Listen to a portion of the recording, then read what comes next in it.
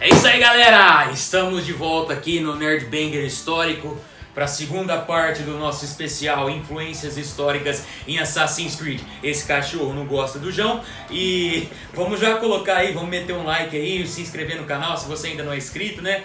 E hoje a gente vai falar do segundo período histórico que Assassin's Creed abrangeu, que é a Renascença, né? Melhor jogo da saga. Melhor jogo da saga, o melhor protagonista da saga, Ezio Auditore da Firenze. Redimiram o que eles fizeram com o primeiro jogo. Sim, redimiram o gameplay tosco do primeiro jogo, né? Sim. E aquelas missões repetidas pra caramba. Bom, é isso aí, galera. Vamos embora pro vídeo, João? Bora lá. Então, roda a vinheta, editor!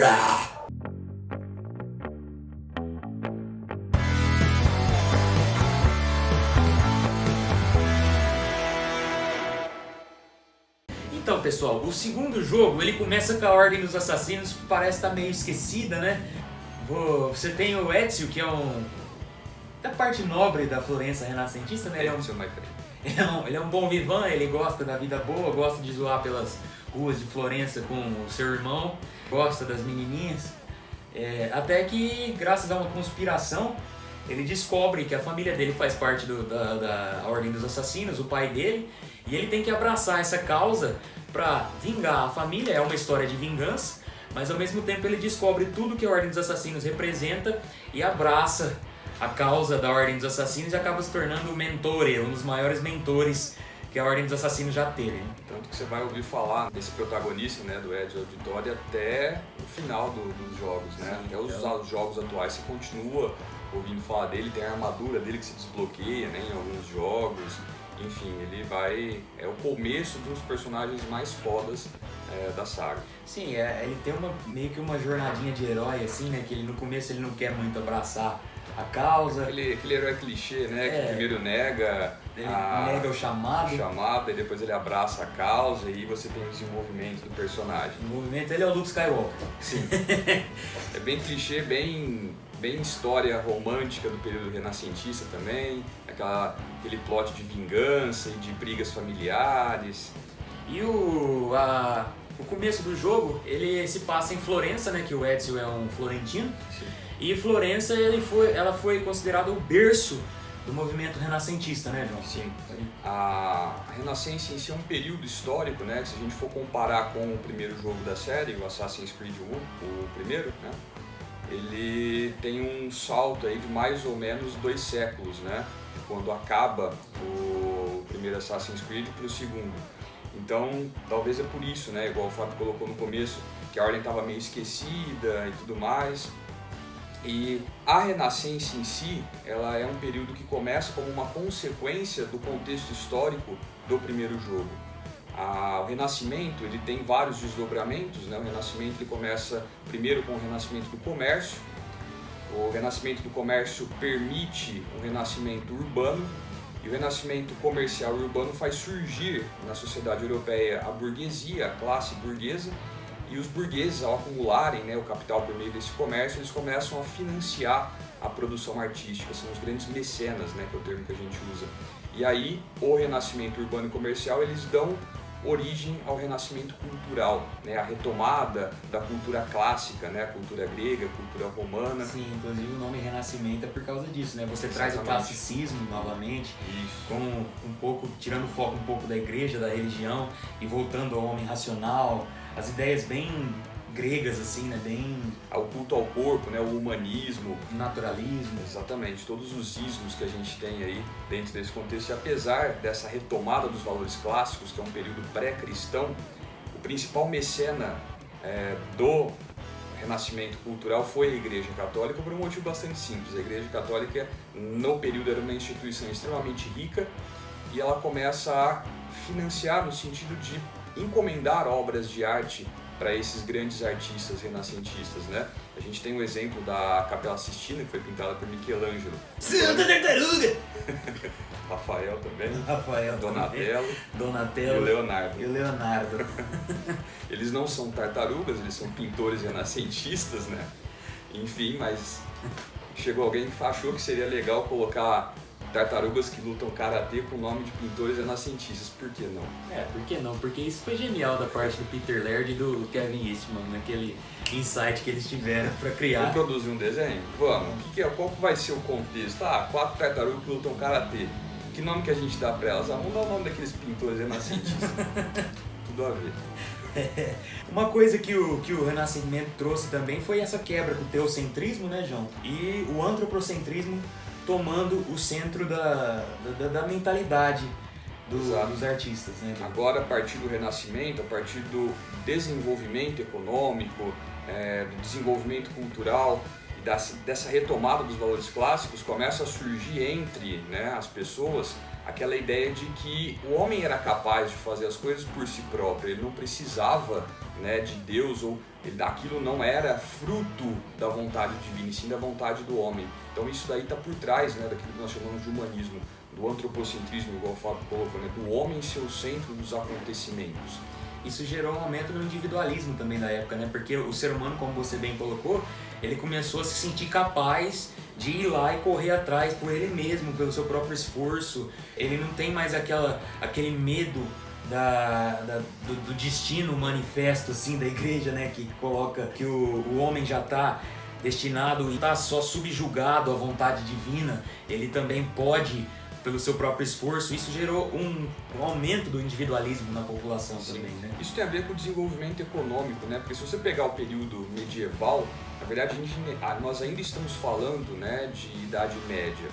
O Renascimento ele marca o fim, né, da Idade Média. Se a gente for pegar em período histórico, ele acontece naquilo que nós chamamos Baixa Idade Média, que é o final do período medieval, e por conta desse renascimento comercial urbano, a população começa a experimentar uma vida diferente da vida medieval. A vida medieval era uma vida baseada naquela sociedade estamental fixa. Você nasceu servo, você vai morrer servo, não importa o que você faça. Você nasceu nobre, você vai morrer nobre, também não importa o que você faça. Agora, eles começam a experimentar uma vida diferente daquela miséria, daquela pobreza do período medieval, e começam a perceber que a vida deles agora podia ser boa. Então, começa a haver um enfraquecimento do teocentrismo, da religiosidade. Sim, porque até então você tinha aquele negócio, né? Você vai ser plebeu o resto da sua vida, você vai trabalhar pro Estado, né? Sim. Mas fica tua vida é uma merda. Tua vida é uma merda, mas fica tranquilo que depois no paraíso você vai ter muitos anjinhos tocando harpa pra você. Só que para isso você tem que rezar, você tem que se submeter, você tem que fazer tudo. Ou seja, a galera se apegava no depois. Já que a minha vida aqui é uma merda, não tem como eu mudar isso, eu vou me apegar no que vai vir depois. Então eu vou rezar, vou ir à missa, vou trabalhar para a igreja. Agora, durante a Renascença, você começa a ter um desenvolvimento do capitalismo, as pessoas começam a acumular capital e começam a perceber que a vida delas aqui, nesse momento, poderia ser boa. Então começa a haver uma diminuição na religiosidade. Isso tem duas consequências muito importantes para a história. Primeiro, que o capitalismo vai derrubar o modelo feudal. Então, a transição da Idade Média para a Idade Moderna, politicamente e economicamente falando, ela é marcada por essa queda do feudalismo e a ascensão do capitalismo. E na parte religiosa e cultural, nós vamos ter a Reforma Protestante.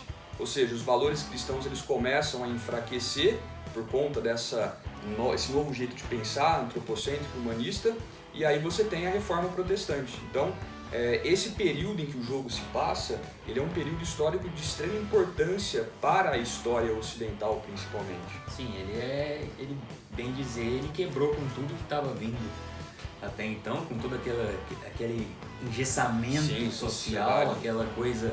E foi muito importante até os dias de hoje, porque a gente teve não só nas artes, mas na ciência também. Nós tivemos muitos avanços naquela época. Os próprios artistas, eles não eram só artistas, né? O próprio Leonardo da Vinci, ele era um engenheiro responsável por vários inventos que depois vieram ver a luz do dia, né? Sim. O Da Vinci, que é amigo do Edson. É essa parte do jogo que é legal, que a gente já comentou anteriormente, que é uma característica do jogo, né? Sim. Que você encontra vários personagens históricos. Brinca, né, com isso. Você brinca com isso, igual no Assassin's Creed 2 a gente tem o grande Leonardo da Vinci, né? O Ezio, my friend. Italiano, né? Com sotaque macarrônico. Italiano com sotaque macarrônico. Nós temos a participação muito pontual também do Maquiavel. Autor do Príncipe. Autor do Príncipe. Inclusive no jogo a gente tem um meio que insight ficcional, assim, que o Ezio foi foi o responsável por inspirar o Maquiavel a escrever o Príncipe. O Príncipe seria o Ezio Auditore. Isso foi muito legal da parte criativa da Ubisoft. Então, é que nem a gente falou, né? O Assassin's Creed ele brinca muito com os personagens históricos. Ele dá um jeito, né, de colocar o protagonista do jogo em contato com as grandes figuras históricas. E isso é muito bacana. Nós temos também no movimento cultural, nós temos vários pintores, como o Michelangelo, que você já mencionou, que pintou o teto da Capela Sistina. Sim. Nós temos as outras tartarugas, o Rafael, o Donatello, o próprio Da Vinci, que já foi bastante mencionado. Sim. Aqui. Nós temos também Botticelli. Sim, do Botticelli, que pintou aquele quadro famoso do Nascimento de Vênus, que tá ali ele coloca vários aspectos, né, dessa cultura clássica, enfim, é um quadro muito bonito. Na literatura, dois grandes nomes que a gente pode mencionar é Camões, Luís de Camões, dos Lusíadas, português, e o grande Dante Alighieri, que escreveu uma das obras mais metal da história, a Divina Comédia, na qual, inclusive, uma curiosidade aí, a gente tem várias bandas de metal se baseando na Divina Comédia. Nós temos o Burnt Offerings do Iced Earth, que é pura, tem até uma música que chama Dante's Inferno. O próprio jogo, Dante's Inferno. É um jogo que é exclusivo do Xbox. É do Xbox, né? Que é baseado na Divina Comédia. Sim, também. Das fases do inferno, cada fase ligada... Cada ciclo. Cada ciclo isso ligado a um pecado, né? Uhum. E aí no último ciclo você tem a parte fria ao invés de quente, né? Que é um conceito que é apresentado na Divina Comédia, que é usado até no Supernatural, essa história de que o inferno ele não é quente igual todo mundo acha, ele é frio, ele é gelado. O centro do inferno, onde Judas está sentado no colo do capeta. E outras figuras também. Nós temos também o Dante 21 do Sepultura, que é um disco baseado também na Divina Comédia, ou seja, o Renascimento ele é muito influente até hoje, culturalmente falando, né? Sim, com certeza. O que o Renascimento trouxe de mudanças em termos de pensamento, em termos de organização econômica, social, política, isso vai moldar literalmente aquilo que nós chamamos de sociedade e cultura ocidental, e as influências elas são vistas até hoje.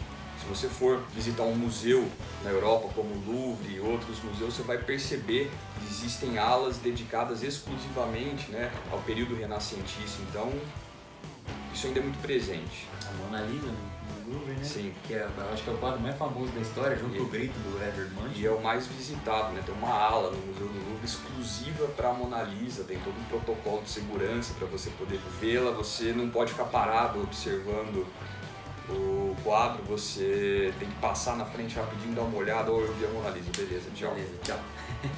Então é isso aí, galera. Esse foi a segunda parte do nosso especial Assassin's Creed, no qual a gente fala um pouco do período renascentista.